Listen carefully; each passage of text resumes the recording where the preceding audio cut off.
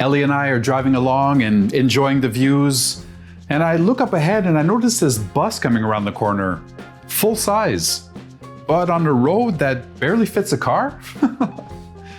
In that moment, it was us in the small compact SUV, a rock wall on one side and the cliff on the other. There was nowhere to go. But it was in that moment that I realized this is exactly why everyone talks about the Amalfi Coast. And we do it all again, in a heartbeat. Hey there, I'm Serge from Discovering Destinations, and Ellie and I have been traveling together for almost 2 decades, 30 countries in, and we've driven quite a few places in Europe. The Ligurian coast near Genoa, the Peloponnese in Greece, and a beautiful north to south road trip in Portugal. Plus this one. In this video, I'm gonna tell you everything you actually need to know before you drive in the Amalfi Coast. The reality of the road, how to use a car smartly in this region, and the day trips that make it worth every stressful kilometer. And after Amalfi, Ellie and I continued onwards to the Puglia region, where very many travelers never reach. More on that near the end of the video. As it turns out, on our first international trip together, Ellie and I had previously driven on the Ligurian coast, from Genoa, Attenzano, all the way up to San Remo. So I genuinely thought that I knew what a narrow coastal road looked like. As it turns out, Amalfi is in a different category. I recall getting prepared to drive in Amalfi in the region in various steps. And just for some background and context, I'll let you know that Ellie and I spent about a week in Rome. We rented a car at the end and we decided to make our way to Aggerola, which is a town near Amalfi, just on the other side, I guess, of the mountain. And level 1 was, as we were approaching the B&B, we were driving in these mountain conditions, so winding roads, and on top of that, it was raining. So I remember trying to figure out how the car could handle these driving conditions. But after 10 or 15 minutes, I started getting used to it, getting comfortable, even to the point where I enjoyed myself driving in these conditions, despite the rain. And in a separate occasion, I remember driving the opposite direction as we made our way to Pompeii. And that day was a beautiful sunny day and completely different story. Just, I had already driven in the worst of conditions with the rain to the point where I knew what was coming up and really enjoying myself.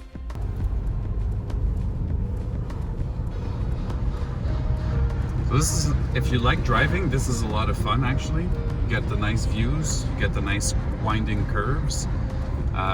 If you're tired, probably not the best road to take, or don't take the road at all, but if you enjoy this and you're awake, this is a whole lot of fun, especially when you have the right car. And this isn't a publicity here, but VW all the way.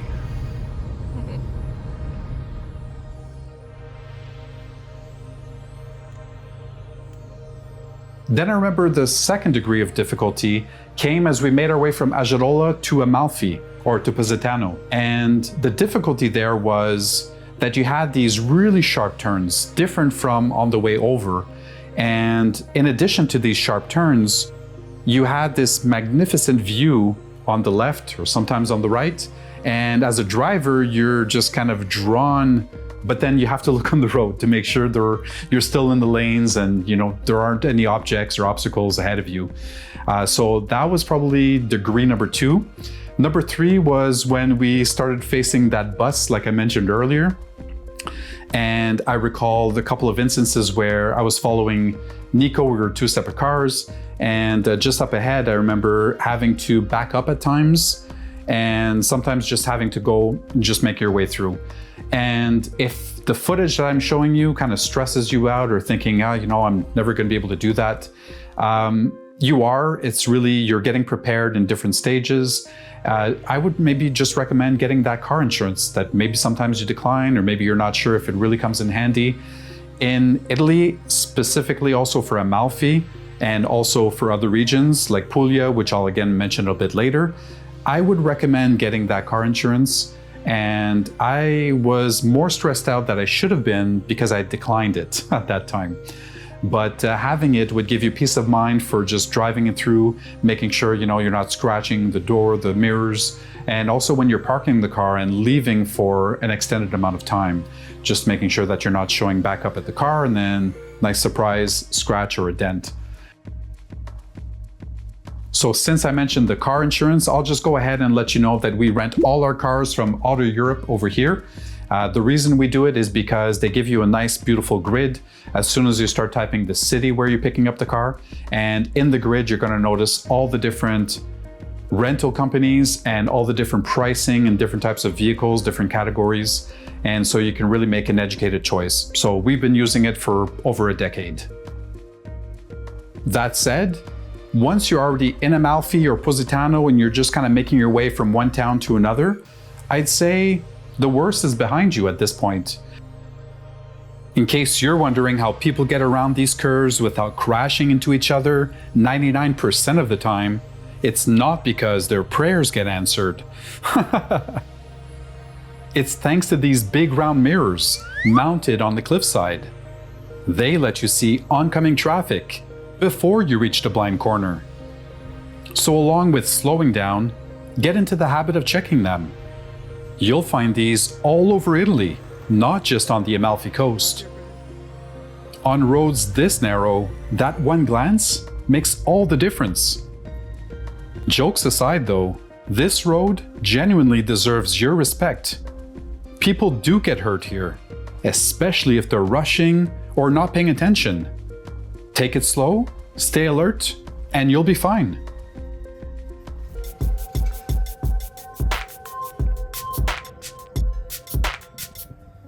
Luckily, being an early bird in this region really pays off, and we saw the difference when we were driving at different times of the day.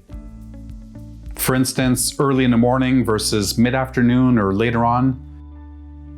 Sure, in the morning you have the local traffic, but then as you make your way into the afternoon and late afternoon, that's when you start seeing more buses on the road.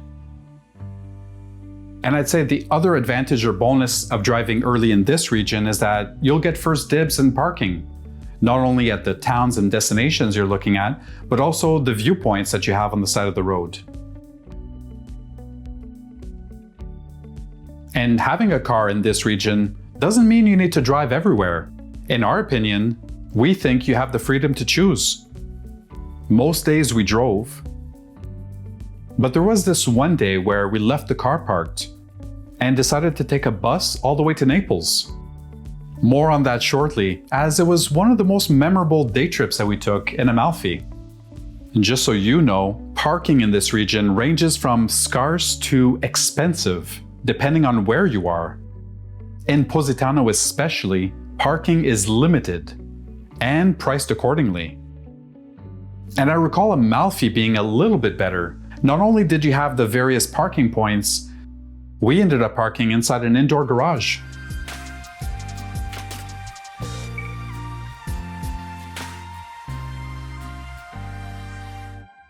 Now back to that bus to Naples I talked about just a minute ago.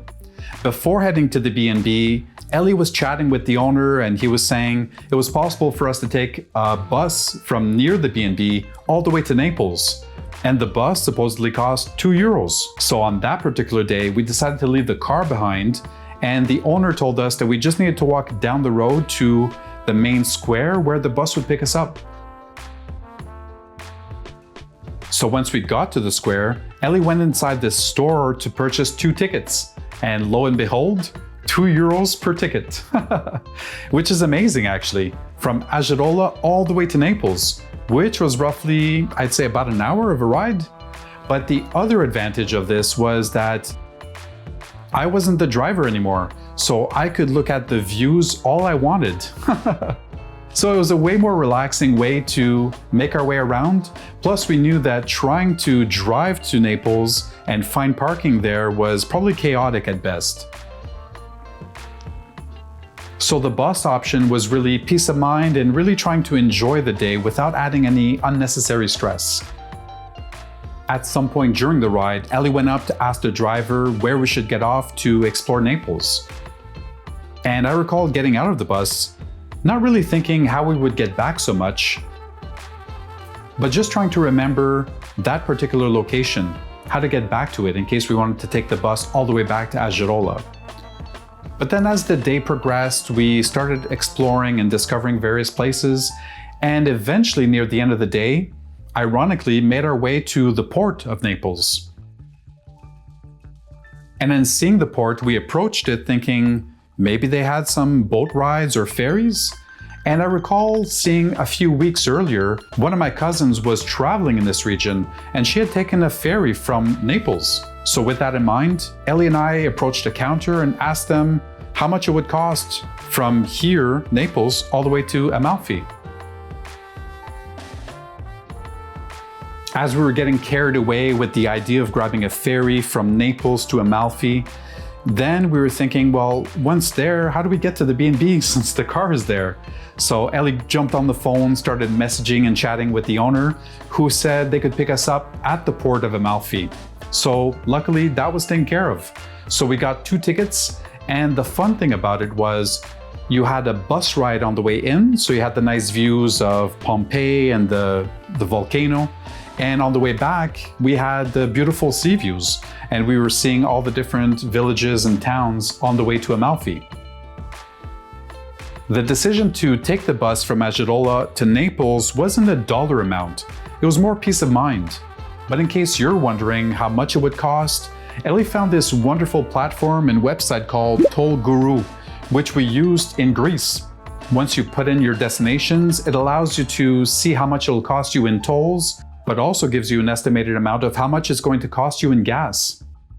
And between driving all the way, paying tolls, paying a parking, which can range anywhere between probably 12 euros to what we've seen online, 80 euros to find parking in Naples. Not only that, but the stress of driving around and finding the parking, and everything's really narrow over there, to taking a bus, enjoying ourselves, enjoying the views, and then a ferry on the way back. So much flexibility and so much enjoyment. So if we had to decide again, we'd definitely take the bus and the ferry again. And on the flip side, once we used the car to visit the surrounding towns, here's what we discovered. And if you're ever in this region, these are kind of a must. So prioritized in ranking, number 1 would be Pompeii.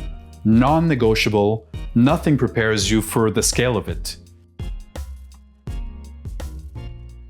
Also, driving to Pompeii and finding parking once you're there is way easier.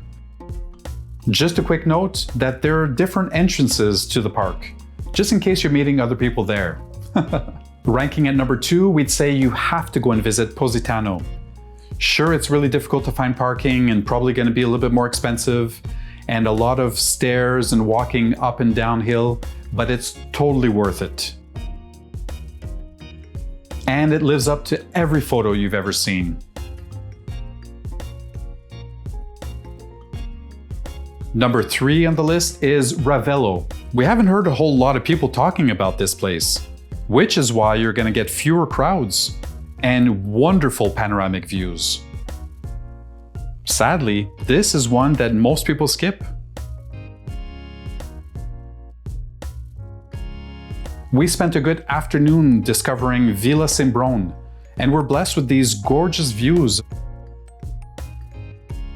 And number 4, Amalfi. Totally worth it, just a little bit busier than the other places I just mentioned. Just go early, especially if you want to grab one of the spots on that beach. Since this video is more about the driving aspect of Amalfi and the coast, we're not going to go in deep about all of these destinations I just mentioned. Ellie and I spent 4 nights and about 3.5 full days in this region, and we created a bunch of vlogs, and Ellie wrote a bunch of blogs about Pompeii, Naples, Amalfi, Positano, and Ravello.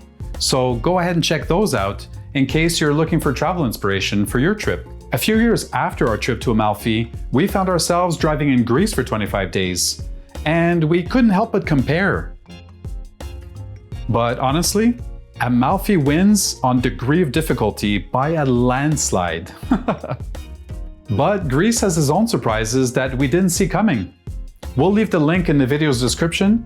Go ahead and watch it and let us know what you think. After Amalfi, most people head north or back to Rome. We didn't. We kept the car and kept driving south to a place called Puglia. A completely different Italy. White hilltop cities, ancient cave towns, Adriatic coastline, and at the time, almost nobody went there. That video is coming next. And if you thought Amalfi was a pleasant surprise, then wait until you see what's hidden there in the south. Here's a hint: Puglia rewards those who keep driving. And if you're a beachgoer, you'll find more than enough beaches. But if you're more of an inland and discovering towns, you'll find your fair share of that too. Guys, all the links, the car rental, the tours, and the driving in Greece video, as well as all the vlogs from this region, will be found in the video's description. Also, feel free to subscribe so that you don't miss out on that Puglia video coming up next week. And be sure to activate that bell so you get that notification. Also, let us know in the comments section below, have you already driven in Amalfi? Or are you still working up the nerve and the courage to go there? We want to know about it. Let us know in the comment section below. Take care, Discoverers, and we'll see you in the next one.